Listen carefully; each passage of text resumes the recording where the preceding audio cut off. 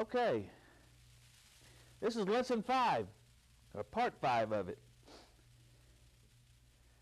Saul has now died, okay, and they've come and told David about it, but the death of Saul really has not done anything to change the political landscape of Israel at all. The nation's basically just the way that Saul had left it. It's still divided, it's fragmented, it's raged by continual wars on the outside from outside enemies. It's plagued by continual internal political strife. Because Saul sinned and followed the devil, Israel is scattered. And the kingdom has essentially reverted back to a federation of tribes. Each tribe having their own leader, but they're all Israel. Okay? But they're just all, it's now like 12 different little nations that's all trying to act like one big nation. You know, it's kind of like you got 12 little countries that all get together and they all fall under NATO. It's United Nations. They're all individual nations, but they fall under one federation, and that's what it was. So when David actually assumes the kingship, he is only able to assume the kingship at that time of his own tribe, of Judah. One of Saul's remaining sons, his name was Ishbosheth, he assumes the kingship over the other 11 tribes. But he doesn't last very long. His reign is pretty short. There's a period of internal struggle, and the followers of Ishbosheth and the followers of David are fighting with each other, and it eventually leads to the assassination of Ishbosheth, and this allows David to become king over a unified Israel. Israel is finally unified. Now, as we look in 2 Samuel chapter 5, verses 1 through 5, we see that with the death of Ishbosheth, all 12 of the tribes gathered together at Hebron. And that is the capital of Judah. And they proclaim David as the king. They finally pledge their allegiance. They tell David he is the king. And from that point on, David could have reigned from Hebron. But David does something. He does something that's both, it's gracious, but it's also practical. What does he do? Anybody? Yeah, he moves the kingdom, he moves the capital of the kingdom to Jerusalem. Now this is gracious because Jerusalem is in the territory of Benjamin. And Saul was a Benjaminite. So what he's doing, what David is doing, is he is recognizing that Saul was the first anointed king of Israel. So he's moving it there. But it's also practical because Jerusalem is right on the border of the tribes of Benjamin and Judah. So he's right there at the border of the territories. Now there's one problem with establishing the capital in Jerusalem. David's only got one problem with it. Anyone care to guess what that problem was? Yeah, well, no, Muslims weren't actually even around at that time. So anybody care to guess what the problem was? No. Israel was occupied at the time, but it wasn't occupied by the Israelites. It was inhabited, but it wasn't inhabited by the Israelites. It was inhabited by a tribe of Canaanites called the Jebusites. So they had control of the city of Jerusalem. And we can see this in Joshua 15:63.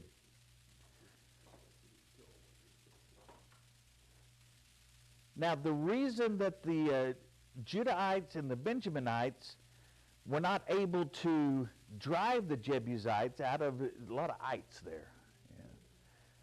But the reason they weren't able to drive the Jebusites out of Jerusalem wasn't a military problem. Now, true, Jerusalem was a stronghold. It was a pretty well-fortified city, and it was a big stronghold. But the problem wasn't a military one. The problem was a spiritual one.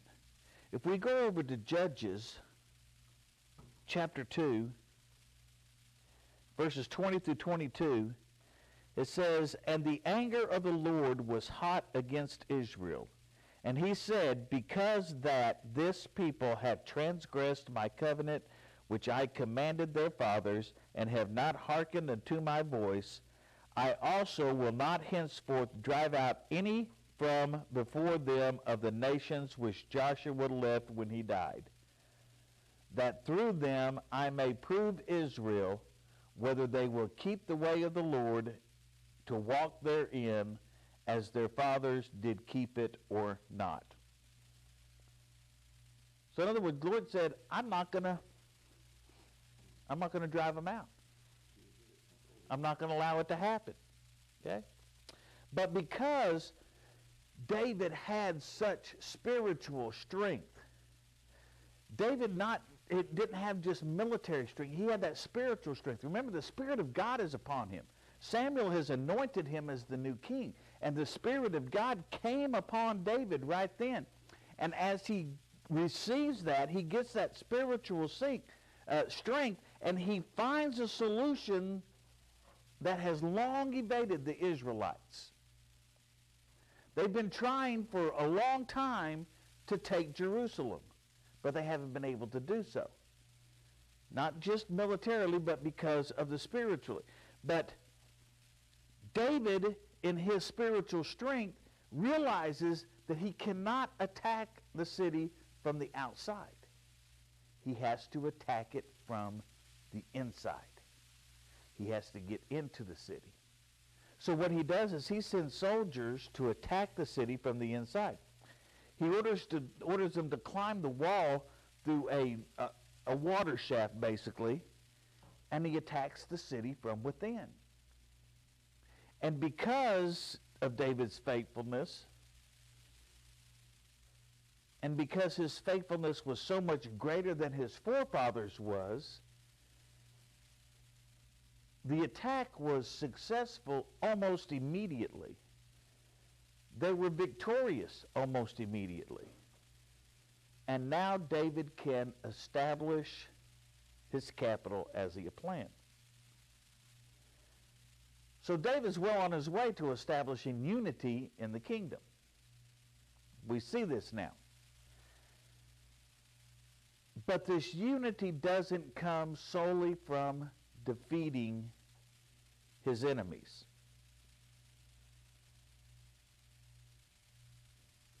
Defeating the enemies, the outward enemies, was only defeating the outward threat. But David had to bring an inward peace to the Israelites. And he had to do this by establishing a proper worship of the Lord. Now, in order to do this, what David did is he organized a liturgical procession. Now, a liturgical procession is just a format or a formula by which people worship. Okay? Some people have very, very formal, some churches have very, very formal liturgies. Others are not quite as formal, but every church has a liturgy in some way.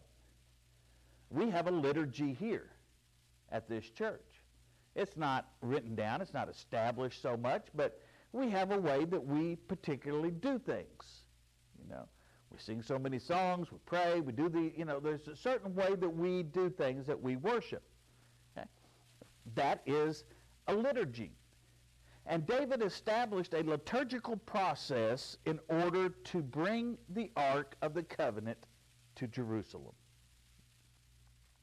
He wanted to get the Ark of the Covenant back to the Temple of Solomon. He wanted to get it into the city, or he wanted to get it into Jerusalem. He wanted to get it into the city so that the people could see that the presence of God. Remember, the Ark of the Covenant is the presence of God. It's the holy seat of God. This is the presence of God, the Ark of the Covenant. And I didn't write this on my questions for next week, but I just happened to think of it. It's a bonus question for y'all, for next week. Might want to write this down so you'll know. What was in the Ark of the Covenant? Until next week. Let everybody else look it up. What was in the Ark of the Covenant? All right? But anyway,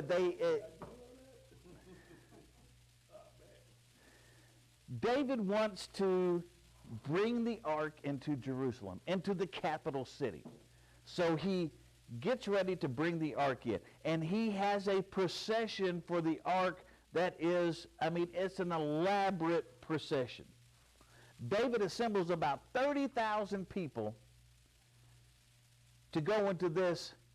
Basically, it's a parade. All right? Now, if you'll remember, 30,000 was precisely the number that was lost by Saul. So he assembles these 30,000 people together, and it's quite the parade. All right? They've got the people going forth. There's singers, there's musicians, they're playing their lyres, they're playing their tambourines, their harps and cymbals. They've got a big procession that's going in there. And the center of the parade, the center of the procession, the primary focus of everything is the Ark of the Covenant. And here comes the Ark of the Covenant. The Ark of the Covenant, they placed it on an ox cart. It's a new ox cart. After all, it's the Ark of the Covenant. Let's only give it the best. So let's put it on a brand new ox cart. And they take it in there. Now, the procession goes in two stages. The first one, they get as far as Nacon. But at Nacon, it comes to a very abrupt halt. And here's why. A little background first. If you remember, Eli had sent the Ark of the Covenant before. This is before Saul even became king. He had sent the Ark of the Covenant to do battle with the Philistines. And Eli didn't go with it, which was what he was supposed to do. And then all the people get killed, the ark gets captured by the Philistines, and eventually the Philistines send it back. They put it on a cart and, slap it on the ox on the rump and say, hey, go home. They send it because God had put some bad stuff on them because they had the ark. Yeah. I love that story. Oh, yeah. They put the ark in there to show their God, Dagon, that, hey, look, we captured the ark, and they come back, and he's face down, Even these false gods are bowing before Jehovah God. Yeah. That's a great story. I love reading that. And So they have all these problems. So they send the ark back.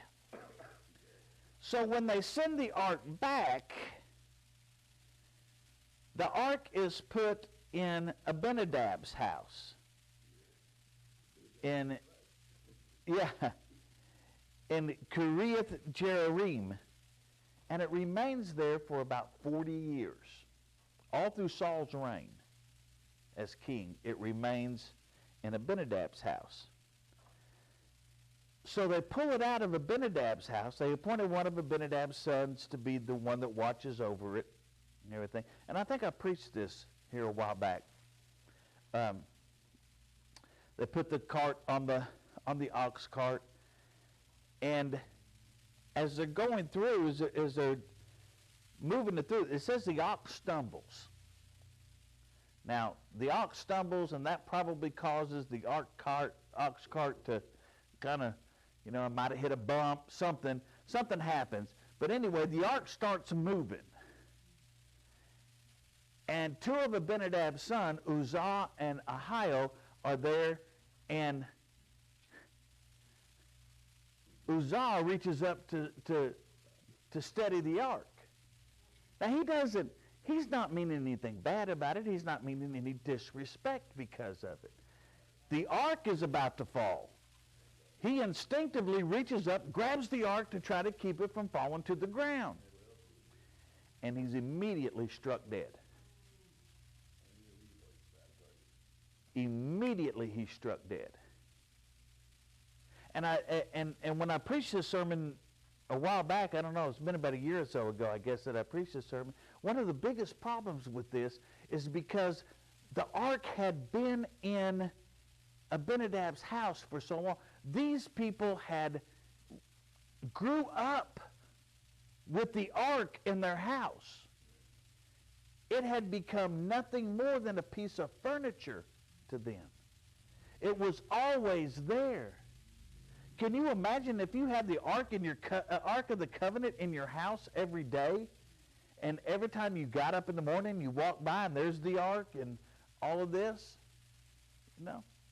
It just became a piece of furniture to him. We have quit, and we have done that a lot in the church today. We have quit allowing things that are holy to be holy. They have just become objects. But things that are holy are always going to be holy. And we have to treat holy things as if they are holy. Okay?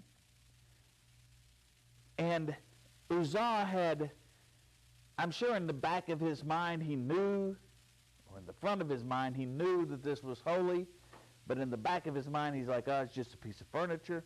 So when it was about to fall, he reaches up and grabs it. God strikes him dead. Strikes him dead immediately. Now, another one of the big problems, that they wouldn't have had this problem in the first place if they would have done what they were supposed to do anyway. You see, God said when the ark is to be moved, it was not, he didn't say, put it on an ox cart and move it. Yeah, you had to have, there were two, it's very well prescribed in the way that it is supposed to be carried. And it has to be, there has to be two wooden stakes or two wooden poles that goes through golden rings, and it has to be picked up and carried that way by Levites, because the Levites are the priests, and they are the only ones that can carry it. Right? So Uzzah is killed. Strikes Uzzah dead. Now, needless to say, this kind of puts a damper on the parade.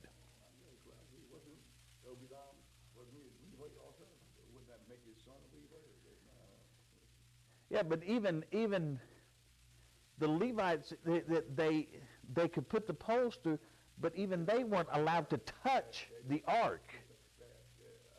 You can't touch the ark. All you can do is just put the staffs in and pick it up, but you can't touch it. You can't look, but don't touch.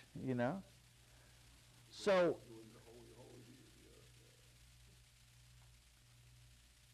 And 2 Samuel doesn't tell us why Uzzah died, but 1 Chronicles actually does. God had established a law regarding the carrying of the ark. And when they failed to do that, then it resulted in the death of Uzzah. Now, after Uzzah died, David realizes that, man, hey, we weren't doing what we were supposed to be doing here. We weren't following the rules like we were supposed to be following them. So, we're going to hold off for a little while. And then they finally got around to getting back. About 3 months later, they got around to going back into Jerusalem. But this time, they followed the law. This time, they did what the law said it was going to do. And the procession finally does make it to Jerusalem. Now, David takes the ephod. Remember the ephod? We talked about it last week, that Abiathar gave to David. Okay? So he takes the ephod and he finally puts it on. David has not worn the ephod, which is a priestly garment. He has not worn the ephod until now. Let's look at 2 Samuel chapter 6.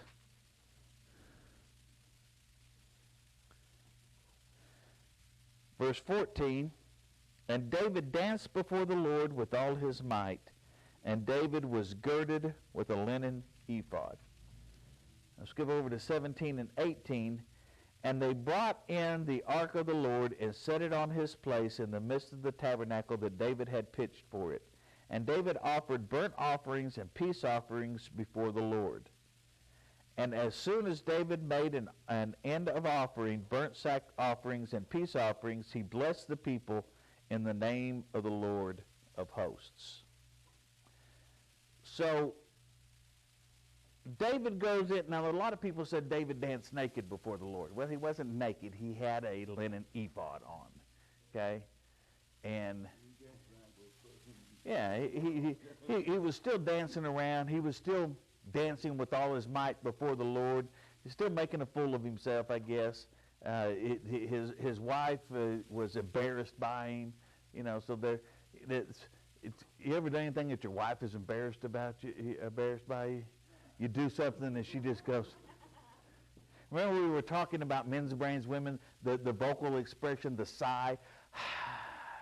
Remember that? With the men, it means everything's good. With women, it means you're an idiot. You know, we hear that. Men hear that a lot. Okay? Yeah. We've done something stupid, and it's, you know. But David didn't care. He's dancing. Besides, David's the king. He can do what he wants to do. Right? So he's dancing with all his might before the Lord, and he goes in and he offers sacrifices. Here we see David dressing and acting like a priest. He's acting like a priest. This is what Saul did. Remember, Saul acted like a priest, and that's what got the Spirit of the Lord taken away from him, and that's what caused him to lose his kingdom. So what's the difference?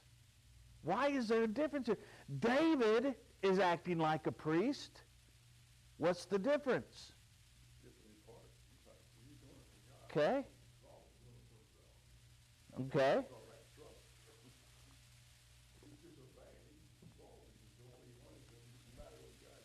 Okay. And that's good. The main difference here is Jerusalem. Jerusalem is the big difference.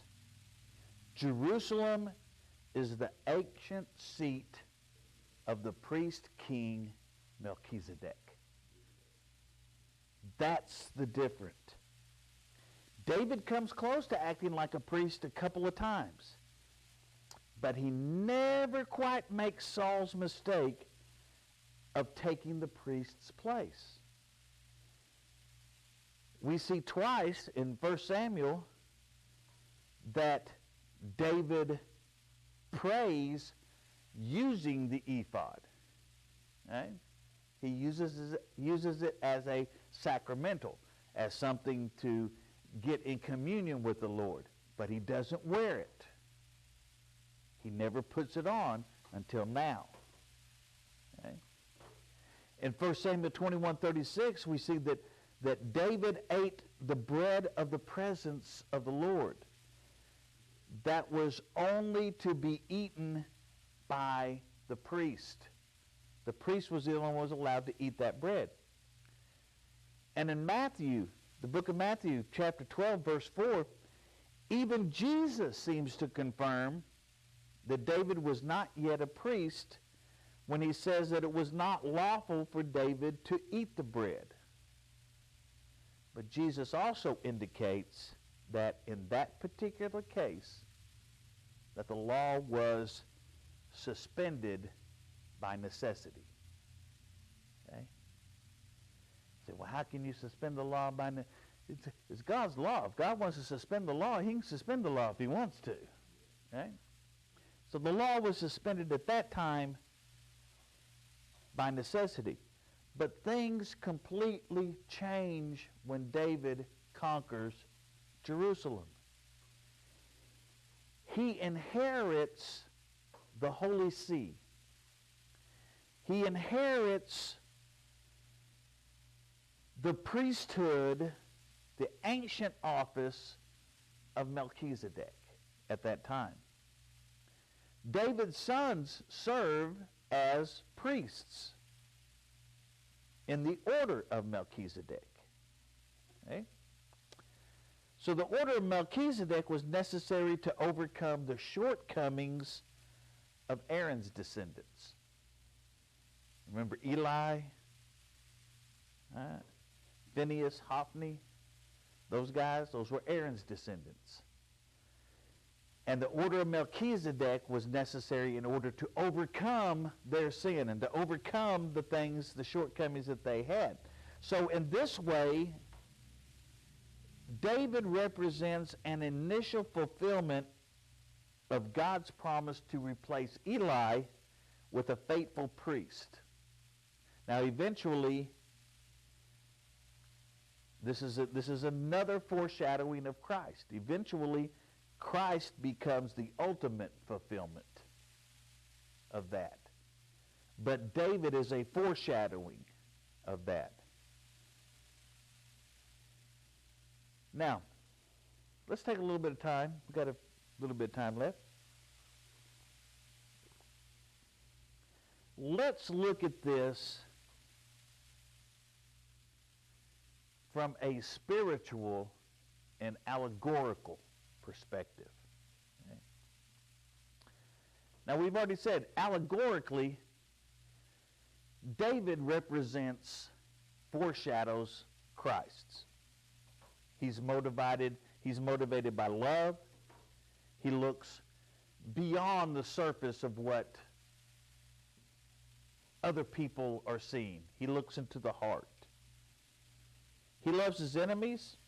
He turns the other cheek. And he tries to break the cycle of violence that is going on in Israel. You see, there was so much political turmoil and violence going on in Israel, and David, when he came in and he took over as king and unified Israel, all the tribes together, he was breaking this cycle of violence that was going on. Now compare David with Saul. Saul we can see as a figure of Satan. He's motivated by envy. He relies on exterior appearances only. He hates his enemies. He retaliates, and he tries to continue the cycle of violence in Israel. Yeah. The outward conflict we see between David and Saul represents the inward conflict between two rival visions for our very soul. and two rival visions for humanity itself. Let's look at Satan's. What's Satan's vision for humanity? Well, it's scatter people everywhere, divide and conquer, make people envious of one another, violence against one another. He wants to cause so much discontent among everybody that there is neither love nor peace among members of the human race. Yeah, and by doing that, it separates us from God. Now, don't we see that? Don't we see that very thing happening right now before our very eyes?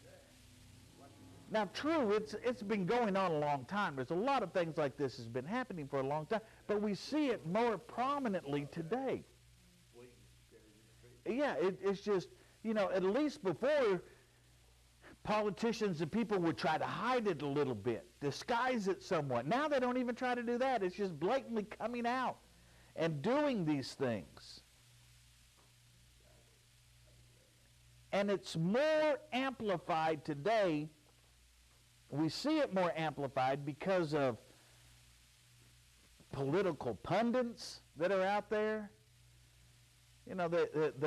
It's and I'm not talking just on one side. I'm talking both sides of the aisle. That you've got pundits that are pushing their side. I wish we could go back to the times like Walter Cronkite that just got on TV and read the news, and that was it. He just told you what happened. You made up your own mind about it. It didn't matter what, he didn't interject his opinion. He didn't sway things one direction or the other. He just told you what happened, and you made up your own mind how you wanted to view it. And we need to get back to doing that. But we have these political pundits, and they pose as journalists. They say they're journalists. At least some of them on one station, or at least they're saying, look, I'm a commentator. My job is to give my opinion. I'm not a journalist. I'm here to give my opinion. That's what I do. And that's fine. But you've got these people who are saying, well, we're journalists, but they try to sway you one way or the other. And then you have even politicians nowadays are bad about this. And again, on both sides of the aisle. Not just one or the other, on both sides. You have these influencers, they call them influencers, on social media. People will, the biggest majority of the people don't even get their news from TV anymore. They get it from social media. I'm sorry, but the last place I'm going to go to try to get my news is TikTok. I'm not going to go look to Twitter for my news. Yeah, they're constantly saying, Twitter said this, Twitter did. I don't care what Twitter said. It doesn't make any difference. But they're constantly getting that. And just average everyday people on social media. I mean, I see people get into major name calling. If they were face to face, it'd be knockdown, drag out brawls, fighting with each other on Facebook. Why? It doesn't do any good. In all likelihood, all these people that all these folks get into fights with on Facebook, and I learned this a while back, and I don't get into these debates anymore. And there's sometimes I see things on Facebook. I'm not on Twitter or anything like that, but I see these debates on Facebook, and some of them make me kind of mad, and I want to say something, but the Holy Spirit says, don't do that. It doesn't do any good. Because I'm not going to change their mind. Not on Facebook, I'm not. So, what's the use? What's the use in doing it? Satan is working overtime in the world today trying to keep the human race divided among the lines of political, racial, sexual orientation, gender, anything else that they can twist around, and he can twist around to make one group of people hate another group of people. You know, we're a big battering ram for a lot of people right now. We evangelical Christians, we're on the chopping block. They come after us a lot. Okay, that's fine. Come after me. Why? Because I look at the stuff that you put on there, and it's quite evident that none of them have the slightest idea what evangelical Christianity stands for. You know, they only know what somebody else has said. They think they know. They only know what somebody else has said. And and they get in there, and it does, there again, it does absolutely no good to try to correct them because they're not going to believe you anyway. Yeah. It's the same thing that, there's a lot of people that still have a lot of misconceptions about the Catholic Church. Okay? I was raised in a Catholic church. So I have a little bit more insight about what the Catholic Church stands for and what the Catholic Church believes. Okay? But people still think they worship Mary. They do all this other stuff. No, they don't. And I try to correct that. Now, no, I'm not a practicing Catholic, and I'm not Catholic anymore. I don't consider myself Catholic anymore. My family still is. But I tell you what, I've seen more really good Catholic people out there than I've seen really good Baptist people out there. I've even seen some better Catholics than I've seen Pentecostals. But it's not the name above the door, it's the name that's in your heart. If you've got Jesus in your heart, the name above the door doesn't make a difference. We all worship God. We all worship the same God. Their liturgy may be different than my liturgy, but we're worshiping the same God. Now, when you get in and start worshiping a different God, then you have a little bit of problem. Okay? That's when I start having problems. But Satan's goal is not so much to make people adhere to and embrace these ungodly practices and principles. It's to create division between the secular and the spiritual. That's what Satan wants to do. See, he wants to drive a wedge between us and the world. Because the bigger the gap, the bigger the divide that he can drive between the spiritual world and the secular world, then the harder it is to cross that divide and get people to come over to the spiritual side.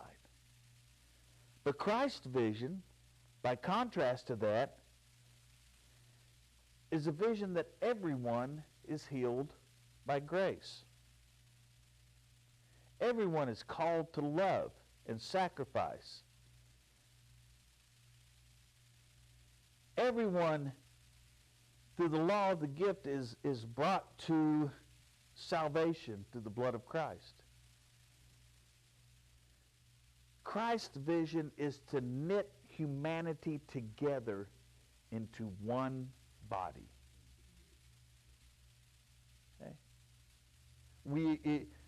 There again, we get so worried about the name above the door. But we are all the church. We are all one. The body of Christ is not made up of, it's not Baptist, it's not Assemblies of God, it's not Methodist, it's not Catholic, it's not all these other, it's not all these. The body of Christ is one body. And we need to come together as one body of Christ. Yeah. By providence, God takes Satan's envious action and turns it against him.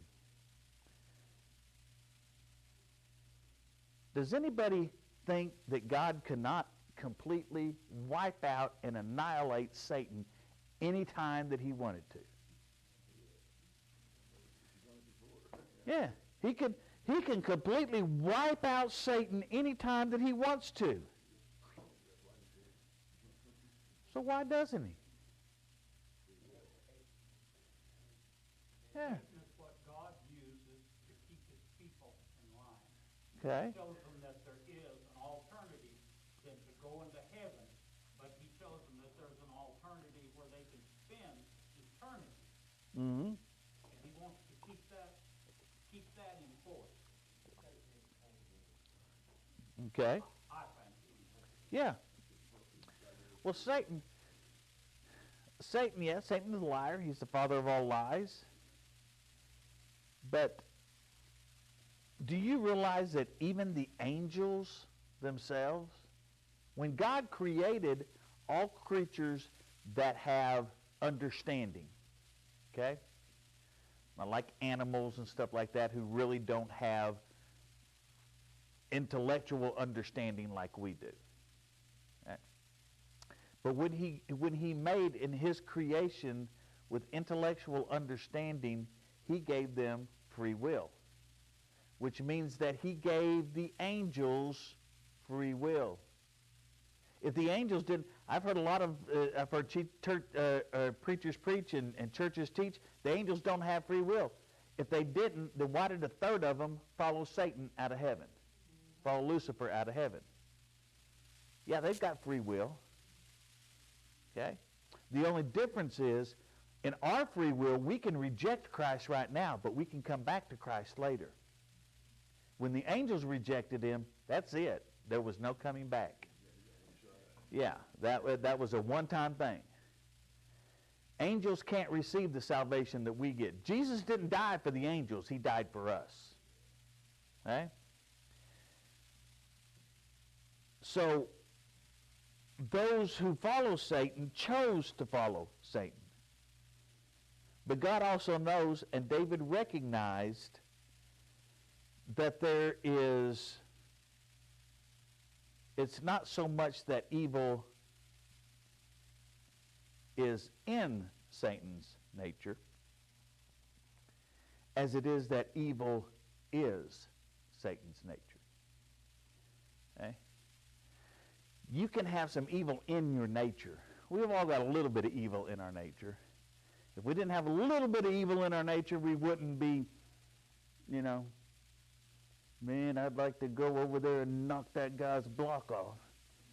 Even though we're going, hi, good to see you. I really hate that guy, But I kind of had to catch myself a little bit yesterday, as a matter of fact, because I've taken my aunt to the airport, Northwest Arkansas, XNA, up there. And we're there on, it's up in Lowell. It's where state police headquarters is at, and that big workman's truck stop is up there. But anyway, I'm sitting there, and we're sitting there like 5 minutes. And there's a FedEx truck ahead of us, and I'm like, what in the world is going on? Why aren't we moving? I know the light has changed. Well, the FedEx truck was just sitting there. It wasn't moving. And I'm like, why isn't the FedEx truck moving? So I go to pull out around it. I look, nobody's coming, so I go to pull out around it. Well, somebody else went to pull out too. And they came up, and they saw me pulling out, I guess because I was pulling out by the same time they were. But they came right up on me and honked their horn. And I'm like, okay, so I've just pulled on out and went on, heading toward the airport. Well, they followed me the whole way. And because I guess they were going to the airport too, evidently, because I'm going down there, and I'm just driving out there, and I'm looking in the rearview mirror. I'm going, why are these people following me? What is their boy? They better not come out and say, I had to stop myself from that. But they were going to the airport too. They pulled off, and right before they pulled off in the cell phone lot before we got up to the terminal, but they happened to be going to the same place I was. But they were and in my mind I'm going, these people are following. They're going to start something. They better not come out and try to start something with me, you know. And I had to go, Lord, forgive me for that. You know, if they come out and try to start anything, just go, God bless you, and, you know, and go on with it. So there's a little bit of evil in our nature, in everybody's nature. It's just there. It came into us at the garden. But evil is not just in Satan's nature. Evil is Satan's nature. That is his nature. God's creation is not evil. And acknowledging the goodness of creation, God prefers to work with it, even if that means bringing good out of evil rather than destroying it. Sometimes God will use evil to bring good to you. We can actually see this concept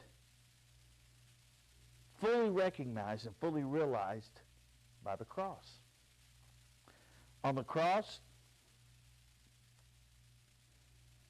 Christ, like David, destroys his enemy's evil without destroying his enemy.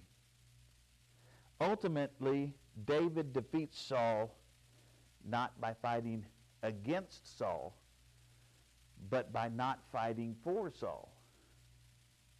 See, there's a little bit of a difference there. He didn't fight against him. He just didn't fight for him. Remember, the Spirit of God had left Saul. The Spirit of God was gone from Saul. But Saul needed David. Why? Because the Spirit of God was on David. So Saul had to have David in order to be victorious. But David was over cleaning up Saul's mess because Saul didn't kill the Amalekites like he was supposed to. So David was over there cleaning up that mess, and as a result, Saul was defeated. Okay?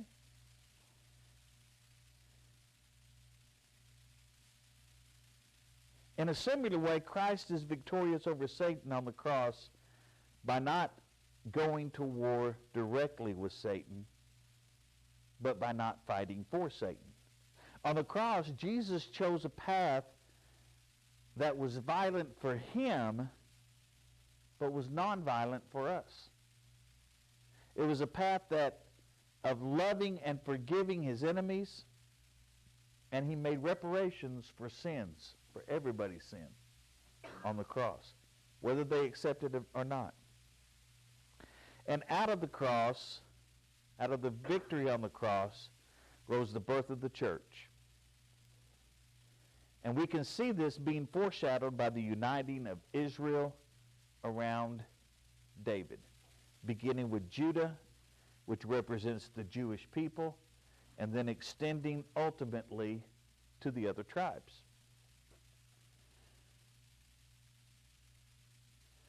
When we are brought into the church, we come to know Christ not only as our King, but also as our great high priest.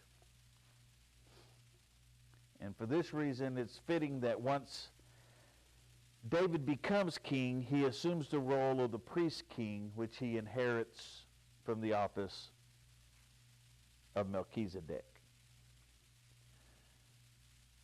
But how can we look at the death of Uzzah in an allegorical sense?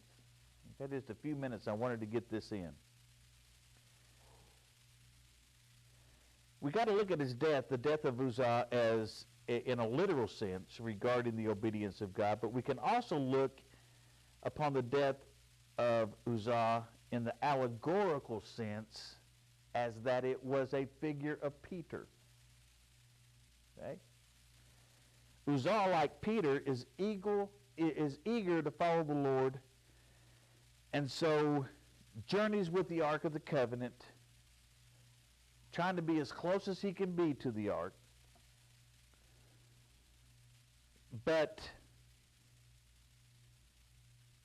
just like Uzzah moved with the ark on his own terms, Peter initially journeyed through, or wanted to journey with Jesus on his own terms. See, Peter was willing to follow Jesus, but he wanted to follow Jesus on his terms. And just like so many today, Peter wanted Christ without the cross. So we see a lot of people today, it's that way. They want Christ. They don't want the cross. They don't want the cross. Peter actually rebuked Jesus in anticipation of the cross. Then he fled and denied Christ when it came time for the cross. And as we see the Levites carrying the ark into Jerusalem, it represents Peter's rehabilitation by Christ after the resurrection. At this point, it was only at this point did Peter agree to pick up his cross and follow Christ on Christ's terms, not on his own terms. The struggle between Saul and David represents the two rival kings over our souls. Each of us faces temptation to act like Saul, to rule ourselves on our own terms, to live in envy of the good God does for others, and to dwell only in the world of exterior experiences and pleasures, to return evil for evil, and to continue this cycle of violence in the world. But it's only when we are centered on Christ and joined together by his love and grace into his church can we break the cycle of violence, live by love, and help bring about God's nonviolent kingdom on earth. We face the same challenge that Peter faced.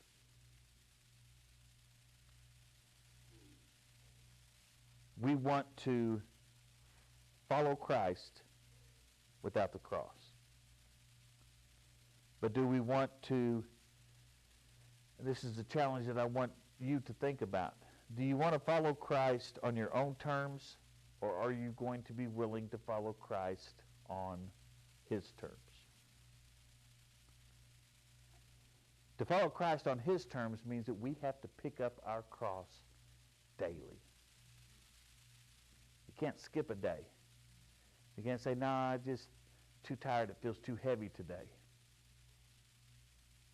We have to follow Christ on his terms and pick up our cross daily.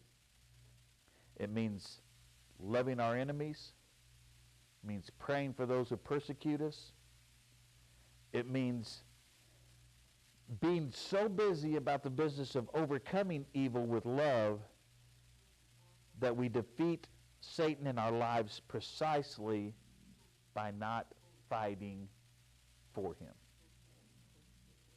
See, when we do these things, we fight for Satan. But when we follow Christ on his terms, we don't have to fight against him. We're just not fighting for him. Right? Next week, we will get into the next lesson on this and go forward from there.